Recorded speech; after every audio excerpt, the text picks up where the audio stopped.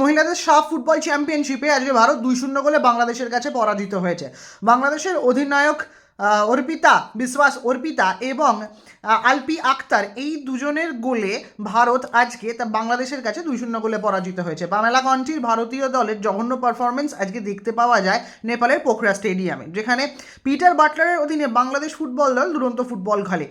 তাদের পাসিং, তাদের ball control, তাদের গেম প্লে, খেলা তৈরি করার ক্ষমতা, ডিফেন্স থেকে মাঝমাঠ হয়ে স্ট্রাইকারের কাছে বল আসা, উইং প্লে, সমস্ত দিক থেকে তারা ভারতকে কয়েক গোলে ব্যবধানে হারাতে পারতো হয়তো, কিন্তু তারা 2 গোল দিতে পারে। সেকেন্ড হাফটাও ভারত ভালো খেলার চেষ্টা করছিল, কিন্তু কোথাও গিয়ে মাঝখানের কোনো কন্ট্রোল ছিল না।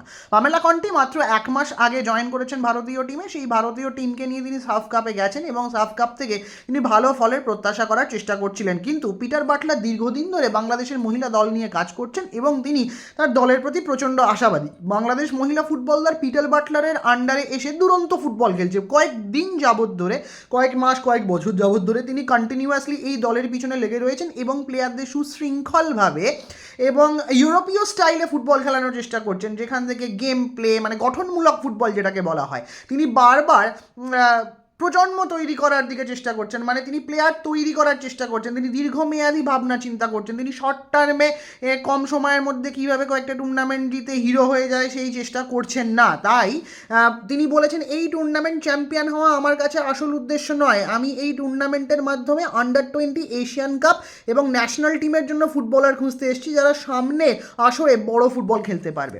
মানে তিনি একটা লং টার্মের কথা ভাবছেন। সেই জন্যই তিনি এই ফুটবল টিমের দায়িত্বে যখন আসেন এবং অর্পিতা, মুমকি, প্রীতি, আলপি আক্তার এরা তার হাতে পড়ে যেমন সুশৃঙ্খল হয়েছে, যেমন তাদের খেলার উন্নতি ঘটেছে, যেমন তারা নতুনভাবে ভাবনা চিন্তা করছে এবং তারা প্রতিপক্ষের কাছে আত্মসমর্পণ তো দূরের কথা, তাদের ওপর কিভাবে আক্রমণ করা যায় সেই ভাবনা চিন্তা করছে। বড়দের দলটা যদি দেখা যায়, তারা এবারে এশিয়াড কোয়ালিফাই করেছে বহু বছর পর। বাংলাদেশের ঋতুমণি আছেন, যিনি বাংলাদেশ ফুটবলের এখন সুপারস্টার বলা যায় তাকে। তারপরে মহিলাদের টিমটা একটা ভালো জায়গার মধ্যে অবস্থান করছে। অপরদিকে ভারতের সিনিয়র মহিলা দলেও ভালো অবস্থানে রয়েছে। ক্রিসপিন ছেত্রীর নেতৃত্বে কোচিংয়ে যে টিমটা এশিয়াড কোয়ালিফাই করেছে, বর্তমানে নতুন কোচ নিয়োগ করা হয়েছে, তাদের যাতে আরও ভালো প্রস্তুতি তৈরি করা যায় সেটা দেখা হচ্ছে। কিন্তু তার আগে এই টিমটা সাফ কাপ খেলতে এসছে বটে, সাফ কাপে তারা 2-0 গোলে বাংলাদেশের কাছে পরাজিত হয়েছে। প্রথম গোলটার দিকে যদি দেখতে হয়, প্রথম গোলটা আসে অর্পিতা বিশ্বাসের থেকে। মামনি চাকমার মুমকি দুজনে ফ্রি কিক স্পটে ছিলেন, সেখান থেকে মামনি চাকমার একটা লেফট ফুটেড শট, ভারতীয় গোলকিপার আপ্রাণ চেষ্টা করেন সেটা যাতে ডাইরেক্ট গোলে না চলে যায়। সেই জায়গা থেকে বলটা বেরোলেও পরে হচ্ছে অর্পিতা বিশ্বাসের কাছে। অর্পিতা বিশ্বাস গোলে ঠেলতে কোনো রকম ভুল করেননি। প্রথমে বলটা আসে হচ্ছে মুমকির কাছে, সেটাও ভারতের মাঠের একটা ল্যাপ ছিল, বলটা ধরতে পারে না, সেখান থেকে মুমকি আসে, মুমকি বল নিয়ে ছোটে সুইচ ওভার করে প্রীতির কাছে। প্রীতি বল নিয়ে যখন বক্সে ঢুকছিল, ভারতীয় প্লেয়াররা তাকে ফাউল করেন এবং ফাউল করার পর সেখান থেকে একটা তারা ফ্রি কিক পান। ফ্রি কিকটা বেশ বিপজ্জনক জায়গা ছিল এবং লেফট ফুটের মামনি চাকমা দুরন্ত একটা ফ্রি কিক মেরেও ছিলেন, একদম অন টার্গেট ছিল। ভারতীয় গোলকিপার চেষ্টা করেছিলেন বলটাকে বাইরে বার করে দিতেন, কিন্তু সেটা একদম অর্পিতা বিশ্বাসের পায়ে গিয়ে পড়ে, আর তিনি ভুল করেননি, গোলে ঠেলোয়াড়ের জন্য গোল হয়ে যায়। সেখান থেকে 1 গোলে লিড পায় প্রথমে বাংলাদেশ। তারপরে ভারত যে খেলার মধ্যে ফিরবে, কিন্তু তার কোনো ব্যাপার ছিল না। মিস পাস, ভুলভাল ডিসিশন, গোলকিপারের সামনে একটা বাংলাদেশ বল পেয়েই গেছিলো, সেটা অফসাইডের জন্য বাতিল হয়। সেটা যদি অনসাইড হতো তাহলে ভারতের কপালে আরও দুঃখ ছিল।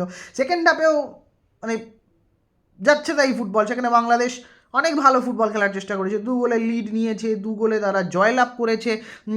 লিড নিয়ে নেওয়া আর লিড ধরে রাখার মধ্যে একটা অদম্য লড়াই থাকে। একটা লিড বাড়িয়ে যাওয়া, কোনো রকম গোল কনসিড করবো না, আমি ডিফেন্স জমাট করে সামনের দিকে এগোবো, ডান দিক থেকে এগোনোর চেষ্টা করবো, নয় বাঁ দিক থেকে এগোনোর চেষ্টা করবো, দুদিকেই যদি প্রবলেম হয়ে থাকে আমি মাঝমাঠ দিয়ে এগোনোর চেষ্টা করবো। সমস্ত দিক থেকে ভারতীয় ফুটবলারদের আজকে টেক্কা দিয়েছে বাংলাদেশের ফুটবলাররা। 39 মিনিটে দ্বিতীয় গোলটা আসে আলপি আক্তার, যার জার্সি নাম্বার 10। ডান দিক থেকে একটা দুরন্ত বল এসেছিল, বলটা নিয়ে ঢুকে যাওয়ার পর যে ক্রসটা আসে একদম আলপি আক্তারের পায়ে, দুটো সামনে একজন ভারতীয় ডিফেন্ডার, পিছনে একজন ভারতীয় ডিফেন্ডার, তার মাঝখানে এসে বলটা পড়ে। আর ওই জায়গা থেকে যদি তিনি গোল মিস করতেন, নিজেও হয়তো নিজেকেও ক্ষমা করতে পারতেন না, কিন্তু ওই জায়গা থেকে তিনি গোলের মধ্যে বলটা পান এবং গোল। ভারতীয় গোলকিপারের কিচ্ছু করার ছিল না, দাঁড়িয়ে তিনি 2টো গোল হজম করলেন। দ্বিতীয় গোলটার ক্ষেত্রে তার হয়তো দোষ ছিল না, ডিফেন্সের দোষ ছিল। কেন প্লেয়ার যখন উইং দিয়ে বল নিয়ে ঢুকছিল তাকে কেন আটকানোর চেষ্টা করা হলো না, কেন তাকে আটকানো হলো না বা অ্যাটাক করা হলো না তার ওপর, আমাকে বল কেড়ে নেওয়ার চেষ্টা করা হলো না। ভারতীয় ফুটবলাররা উইং প্লে করার চেষ্টা করছিলেন, সেখানেও বাধা পেয়েছেন। মিডফিল্ড দিয়ে করার চেষ্টা করছিলেন, বাধা পেয়েছেন।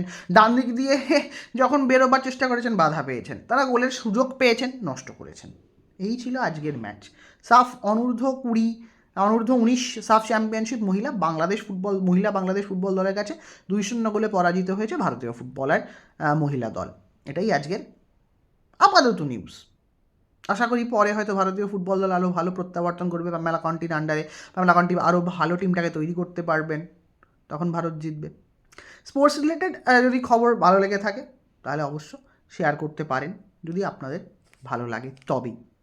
অবশ্যই আপনাদের মতামত জানাবেন যে কেমন লাগলো ভিডিওটা।